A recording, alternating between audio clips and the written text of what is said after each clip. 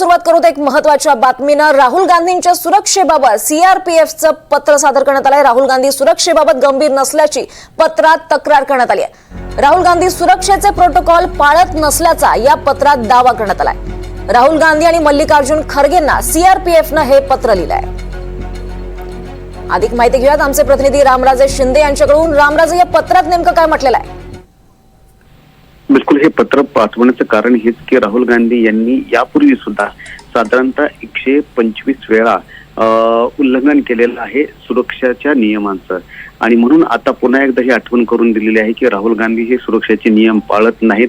सुरक्षा रक्षकांना न घेता लोकांमध्ये जातात, जे बॅरिकेड्स लावण्यात आले असतं, जे सिक्युरिटी जे सर्कल असतं ते सिक्युरिटीचं सर्कल तोडून राहुल गांधी लोकांना भेटतात, आणि त्यामुळे कुठेतरी त्यांच्या जीविताला धोका असला तरी त्यांचं प्रोटेक्शन करण्यामध्ये अडचणी येत आहेत। अशा पद्धतीचं मजकूर असलेलं पत्र हे काँग्रेसचे राष्ट्रीय अध्यक्ष मल्लिकार्जुन खरगे आणि त्याचबरोबर राहुल गांधी यांना सुद्धा हे पत्र पाठवण्यात आलेलं आहे। त्यामुळे कुठेतरी सुरक्षेच्या संदर्भामध्ये राहुल गांधी हे गंभीर नसल्याचं सुद्धा स्पष्टपणे सीआरपीएफने या पत्रातून म्हटलेलं आहे। आपल्याला माहित आहे की अनेक वेळा जेव्हा राहुल गांधी यांनी भेटीगाठी दिलेले तर तेव्हा प्रोटोकॉल जे होते ते पाळले नाहीयेत, आणि म्हणूनच हा संपूर्ण दबाव जो आहे तो सुरक्षा रक्षकावर येत असल्याचं सुद्धा सांगण्यात आलेलं आहे।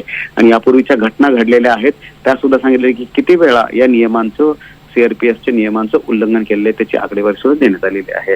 त्यामुळे आता यापुढे राहुल गांधी संपूर्ण सीआरपीएफच्या नियमाचं पालन करणार का हे पाहावं लागणार आहे, परंतु हे पत्र देऊन एक आठवण करून दिलेली आहे की नियमाचं पालन करावं लागेल।